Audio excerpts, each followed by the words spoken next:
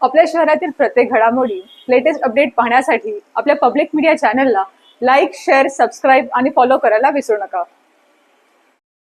मुंबई हायकोर्टात बदलापुरातील एका जनहित याचिकेदरम्यान शहरातील अनधिकृत बांधकामांबाबत न्यायमूर्तींनी मुख्याधिकाऱ्यांना चांगलंच झापलं। त्यानंतर तब्बल 400 पेक्षा जास्त अनधिकृत बांधकामांची यादी जाहीर करून त्यावर तोडक कारवाई करण्यात आली। या तोडक कारवाईमध्ये गरिबांच्या हातगाड्या, छोट्या मोठ्या टपऱ्या या देखील जमीनदोस्त झाल्या आणि त्यामुळे या गरिबांच्या पोटापाण्याचा प्रश्न निर्माण झाला। दरम्यान कोणत्याही शहरात अतिक्रमणाचा विषय आला की सर्वात आधी बुलडोजर चालतो तो गरिबांच्या व्यवसायावर। धनदांडगे श्रीमंत हे मात्र त्यातून सही सलामत वाचतात। मुळात ही अतिक्रमणाची कारवाई या श्रीमंतांची अनधिकृत बांधकामं जमीनदोस्त करण्यासाठी नसतेच। मुळी पहिले लक्ष असतात ते गरिबांचे व्यवसाय। बदलापुरातील या कारवाईनंतर असंच चित्र पाहायला मिळालं।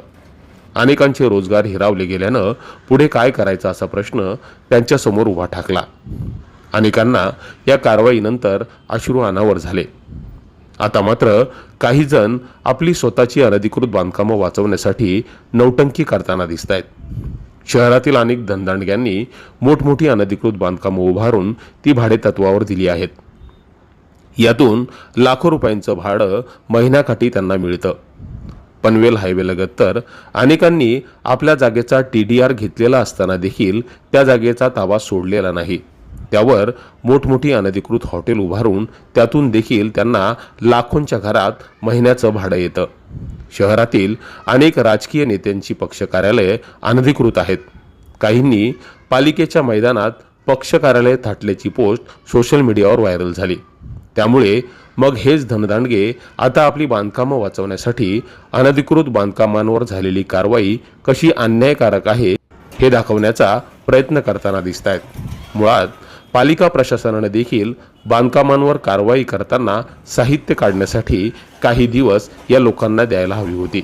मात्र आता या अनधिकृत बांधकामांच्या आडून ज्यांचं खरंच मोठं नुकसान झालंय, ज्यांचा रोजगाराचा प्रश्न निर्माण झालाय ते बाजूला राहिलेत। धनदांडगे मात्र आपली अनधिकृत बांधकामं वाचवण्यासाठी त्या गोरगरिबांच्या खांद्यावर बंदूक ठेवून आपली पोळी भाजताना दिसतायत।